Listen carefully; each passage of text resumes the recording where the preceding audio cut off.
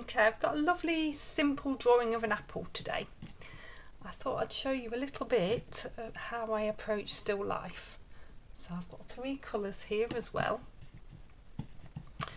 I'll talk you through the colours as I mix them up.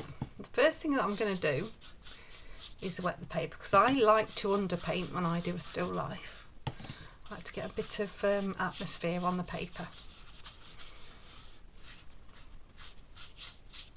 So with the drawing, I've focused on the direction of the light, and I've put the apple on a white sheet of paper because it's always good to see the shadow, and a white sheet of paper always shows you the shadow, so it's a good tip to have a go. So I've wet all of the paper. So I've got these colours here. I've got Gamboge yellow, which is just here. I've got cadmium red deep, and this is a student quality, so it is semi-opaque, it's not fully opaque. And then I have got some cobalt blue.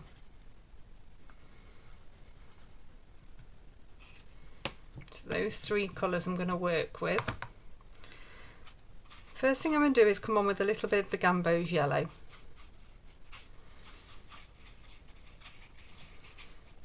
Just move that around a little bit.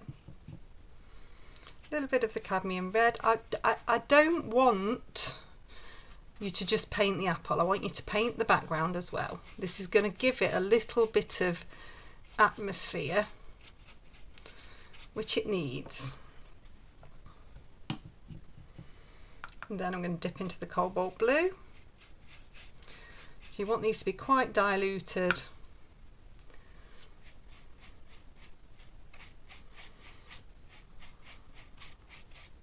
I'm just spreading that really from the bottom, because it's going to give me a bit of a background as well, save me having to do too much later on. And that is what you call underpainting. That's what's going to give me the atmosphere once I go on to the actual apple. I'm just going to dry that off really well. That's dried really well now. The first thing that I want to do is just take out a little bit of light. So I've got a wet brush, I'm just agitating the surface, and I just want to get that little bit of light back out. Now it's not going to lift totally, but I want to keep that little bit of light. Keep that nice. Okay, so I'm going to come on first of all with a wash onto the apple. So I'm going on to dry, and this is the Gamboge yellow. I'm going to come round the stem, concentrate on getting a really nice edge.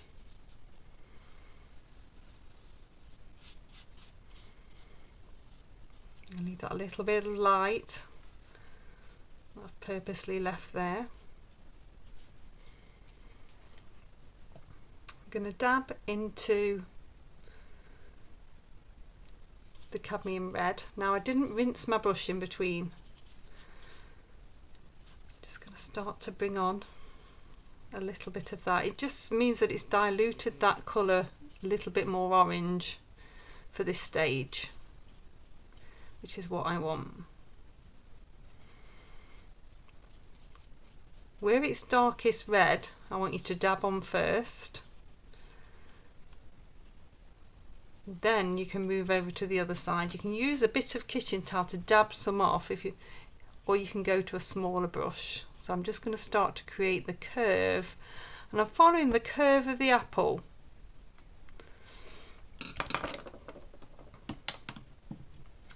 If I drop down now, I've got a tiny bit of neat cadmium red. See, I've dabbed it off on a bit of kitchen towel. This is around number 6, and I'm just going to start to pop in a few lines.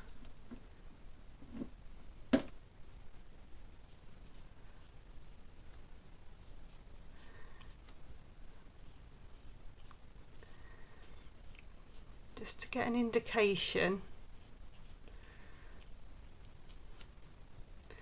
of all this marking on the apple, basically.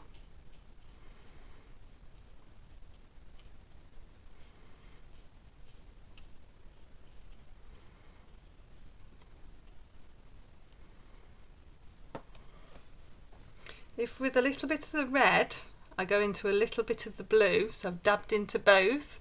If I show you the colour that I've sort of ended up with here, I'm just going to drop some of that just towards the bottom. So I'm thinking soft shadow. This is going to start to create that soft shadow. You have soft shadow and hard shadow.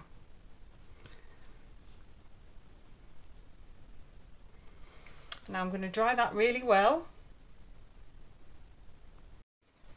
So that's given us a really nice first layer on there, and you can see the light and the soft shadow already. So what I'm going to do now, check my brush is clean and dab it off. I'm going to come into a dab of the cadmium red and a dab of the cobalt blue. So I'm going to make that purple colour again. Purple colour is great for shadow, and it's complementary colour to the yellow, which is why I've chosen it. So I'm going to come on and create the shadow next to the apple and just underneath the apple. I'm going to get this shadow in now. I'm using a round number 10 and I'm working quite quickly. You could wet it if you wanted to, just that shadow, and pop it on that way. But you can come on to dry. For a small area, you can usually get away with it if you're quick. I'm going to get that shadow on there. I'm going to dab into a little bit of sepia, which I've got left over, and I just want to make this nice and dark in here. In fact, I'm going to drop down to a number 6, so I've got much more control. Smaller brush, more control. And I want to get right underneath that apple with that shadow. You can use my reference of an apple, or you can find an apple from home, and that's good because you're drawing from actual life. But I will pop a photo of mine on there. So I've just got my brush, it's nearly dry. There's a little bit here that's dried. I'm just going to soften that in. So that's just with a damp brush. It's not wet, it's damp. So that's given us some shadow. It's grounded it, which is what we need. I'm going to still work with the number 6 and this purple now. I'm going to squint at the apple and look where the harder shadows are. So there will be harder shadows, and it's just picking them out now. You can always shine something on it, so you've got a really good shadow. If you've got a little lamp, that would help. So I've got a darkness down here. I've got a shadow here from the stem. I'm going to put some sharp shadow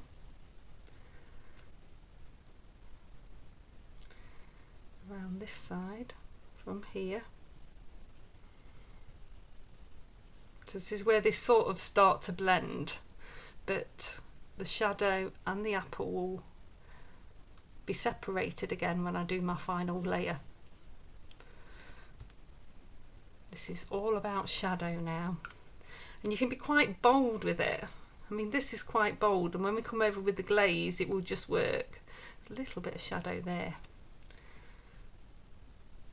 and it's nice and dark in there.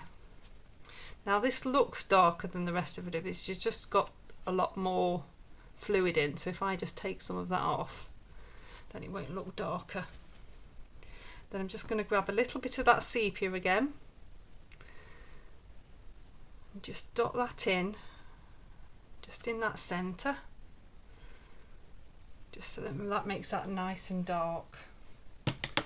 Okay, I'm going to dry that one off. Okay, so that's nicely dry, and I'm going to do one more layer on the apple. This is to gel all the shadow together and give it a bit of oomph as well. So that very delicately I've come on with a bit of water, and then I'm going to come back over the gamboge yellow. So I'm using a cotton paper, Saunders Waterford, so you're able to do these layers with that paper. Most cotton papers you can do it. You just need to make sure it's very, very dry, and then before you come on with the next layer.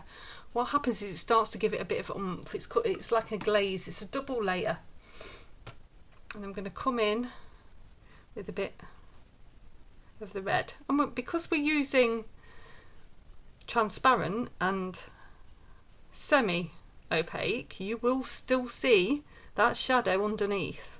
So this is the reasons that I've chose what I've chose. Just dropping in a little bit more. I'm going to drop down now to a number 6, so I'm nicely in control. If I pick up a little bit of the cobalt blue, just going to run that through just in a couple of places. There's a hint of green in this apple, that's why I'm wanting to do that. Right, I've dried my brush off. I'm dipping into that neat cadmium red now. In fact, I'm going to make it slightly less red. So here's the cadmium red, here's the mix I've just made. So it's got a tiny bit more blue in. And then I can start to come over. Now this is still really quite wet, so I'm going to have to bide my time. I'm going to take a little bit of it in because it will flow nicely.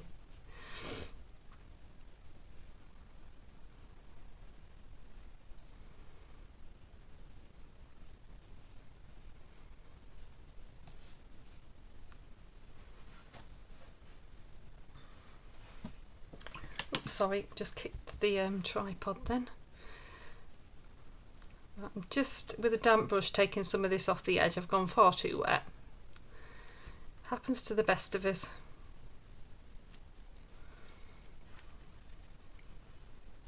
I'd rather it be too wet and I can watch it dry than it be the other way.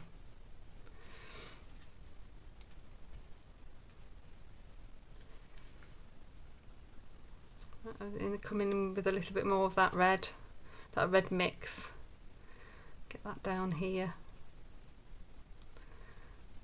just around that stem.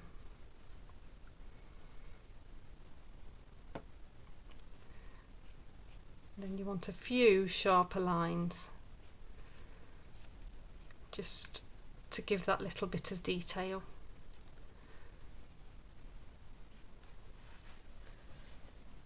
At this stage, it's really nice if you can let it dry naturally, because this last layer, the hairdryer tends to dull the colour. I end up having to do that, but it's really nice if you can leave it to dry naturally. Just cleaning my brush, dabbing it off on a little bit of kitchen towel. I'm just looking at this shadow and highlight now. I'm just going to just very carefully wet, well, with a damp brush around so it's not too highlighted. I don't want to lose the white, so I can continue to push back, but I just want it to be softer.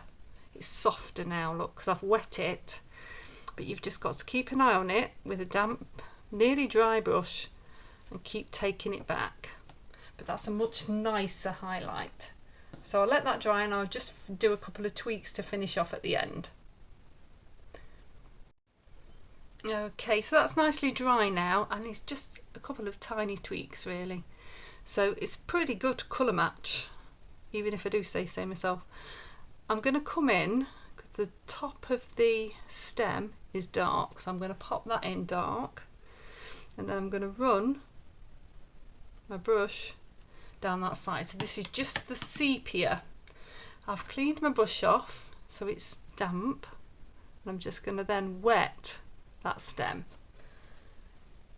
and that's enough for that stem. And then the sepia again, it's that lovely little bit of dark underneath. I'm just going to bring a little bit more just there, because it just really helps it to stand out. And there we go. If you've enjoyed this still life, then I will pop a more advanced still life for apples just up here for you. I've got a couple already on a playlist that you can have a go at. And please do like, subscribe and share my tutorial, and I'll see you next time.